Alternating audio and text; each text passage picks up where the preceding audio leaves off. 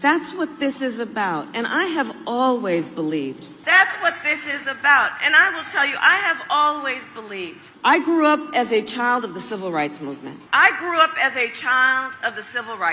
My parents would take me to marches when I was in a stroller.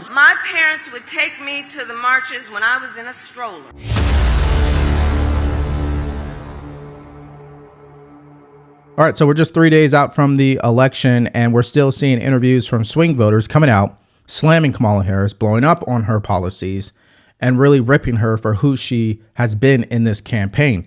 And so what you're going to want to do is really listen to what some of them had to say, because it's pretty shocking. Now, let's start with a swing voter in a border state, Arizona, who talks about the fundamentals. Watch. Tamara Varga is a lifelong Republican who came to Tucson 30 years ago from San Diego. She thought she lived in a blue pocket of a red state. Did it surprise you in 2020 when Biden won Arizona? Just barely, but absolutely surprised me. I was not expecting that.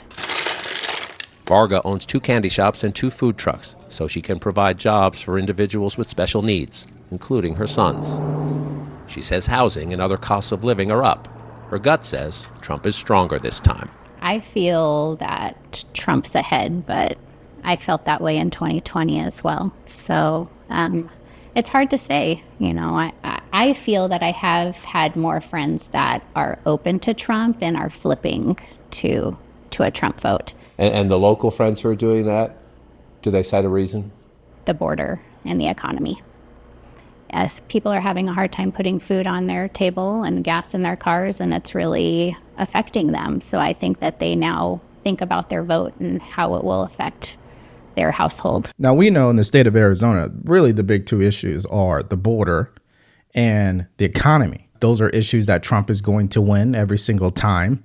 There's no escaping how big of an impact it's had on the lives of everyday Americans. I mean, we know things are double the cost, triple the cost in certain circumstances. This is the cost of living, an analysis across the United States. If you look closely at the graph, the darker the shading in any county is where the cost of living, housing, food prices, other prices have outpaced wages over the last 6 years or so. You see all that dark in there? Those are places where housing costs, energy costs, and more have outpaced what you're getting paid in your paycheck. So let's zoom in on Arizona. Look how dark this state is. Most of the counties filled in more dark, including Maricopa County, where I am right now. More than 6 in 10 Arizonans live here in Maricopa County, and look how punishing the cost of living had been. So that is the headwind facing Vice President Harris. So it's no surprise to hear voters that say things like that. And I just think that when her campaign continued to refuse to truly address that and take any responsibility on the border or the economy, I think she did herself more damage in delivering that message. And that's why Trump is continuing to win in that vote. But what about younger voters, right? Because they're claiming that younger voters are going to vote for Kamala Harris in large numbers. I don't see that, especially when I hear young men talking like this. Ralph Brennan among the Michigan State students helping turn out the vote. I think there's a red wave coming, especially in Michigan, and I think people will be very surprised on how many people vote Republican this election. Brennan is 21, a junior economics major from Ohio, but he registered in Michigan for his first vote for president. I was a 6th grader when Trump got elected in 2016, and I watched him, come to the White House. I watched the inauguration. I watched all the great things he did.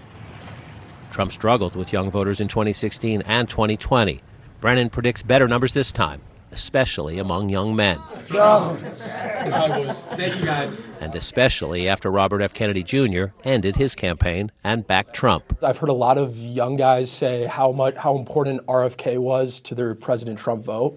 Ever since Trump kind of brought RFK onto the team, onto the campaign, a lot of young men voters really like that and kind of resonate with RFK and what he's done. Now, one of the biggest narratives in this election is that Trump is not going to get any votes from the suburban area. I find that to be false.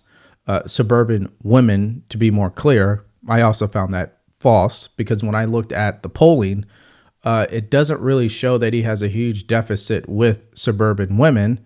And in regards to the whole gender gap, that still remains to be seen. Now, having said that, they interviewed a suburban woman in the state of Pennsylvania.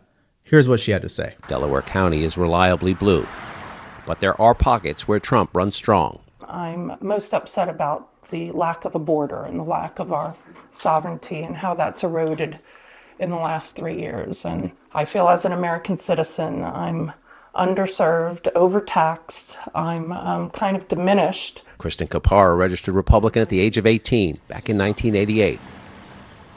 The Philadelphia suburbs were red then, but Kapara is outnumbered in her Drexel Hill neighborhood now. We vote on different sides of the aisle, but we are proud Americans. The American flag is outside all of our homes, and so I'm very comfortable there.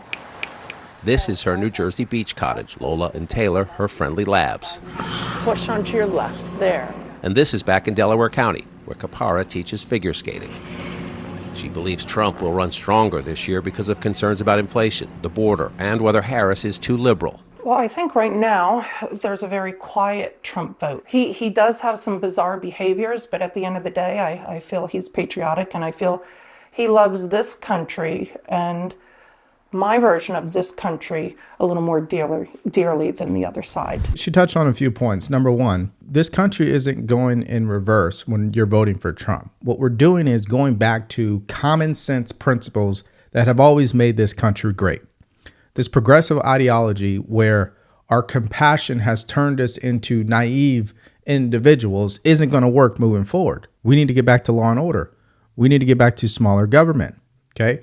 We need to get back to common sense foreign policy, right? Peace through strength. We need to make sure that the border is secure, because these things cause what?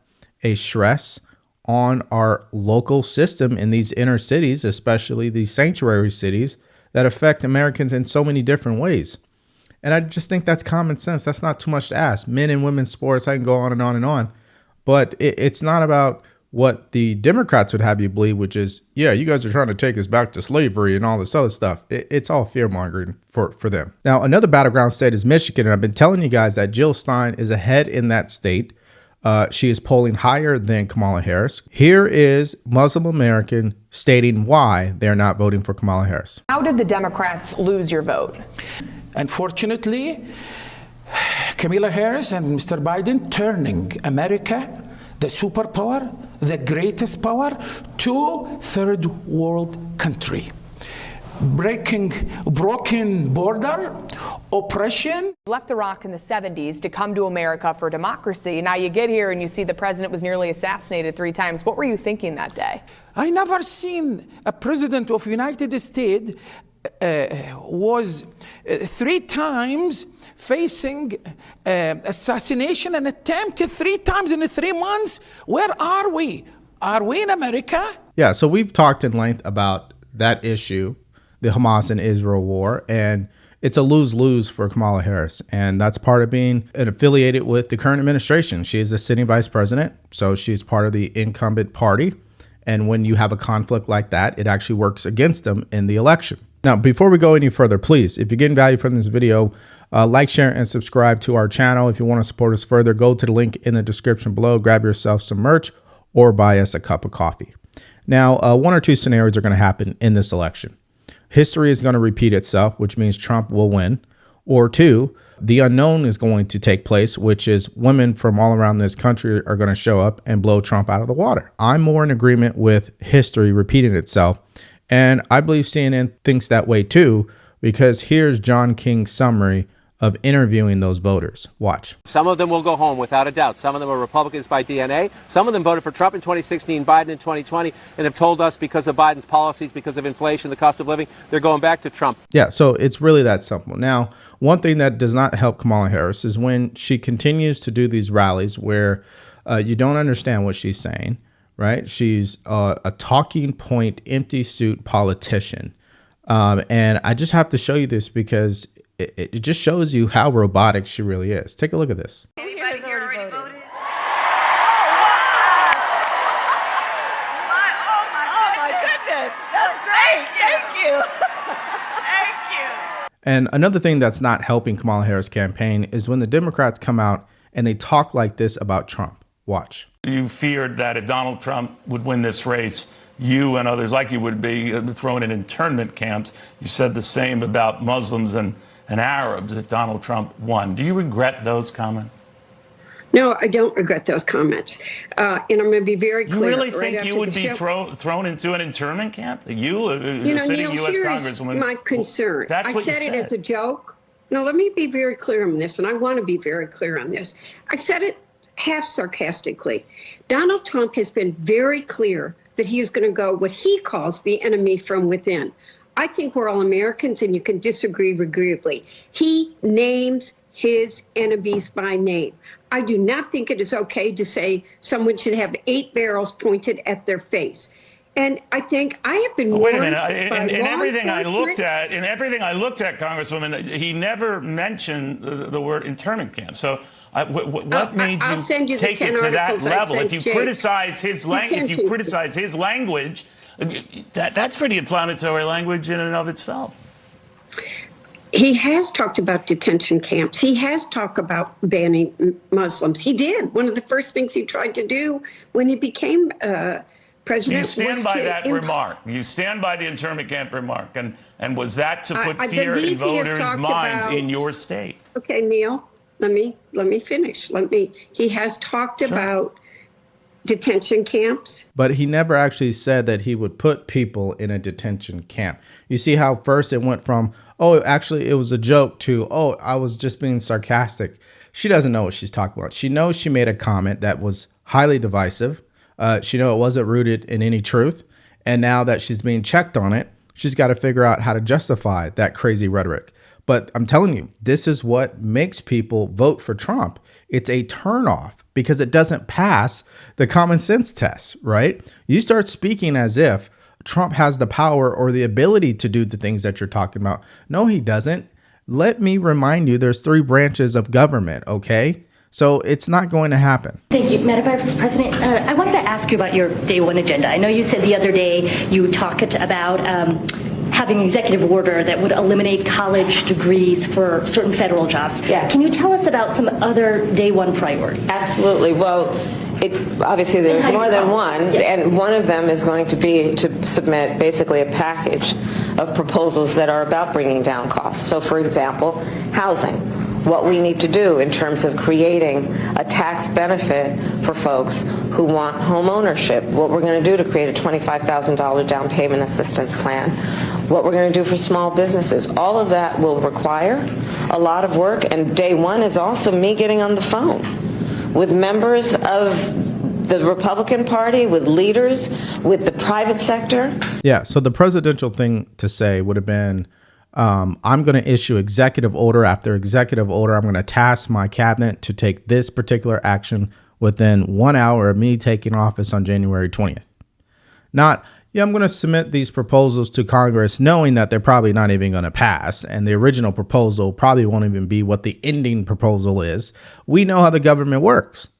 Again, that's why if you're independent, you've never trusted Kamala Harris. Now, maybe the only thing that is clear when it comes to Kamala Harris is how she grew up. Let's listen to that. And with this spirit, we know that one of the highest forms of patriotism, the love that we have for our country, is to then fight for its ideals. It is one of the highest forms of patriotism, of our expression, of our love for our country, to fight for the ideals. That's what this is about. And I have always believed in our nation's promise, because I have lived it. That's what this is about. And I will tell you, I have always believed in our nation's promise because I have lived it. I grew up as a child of the civil rights movement.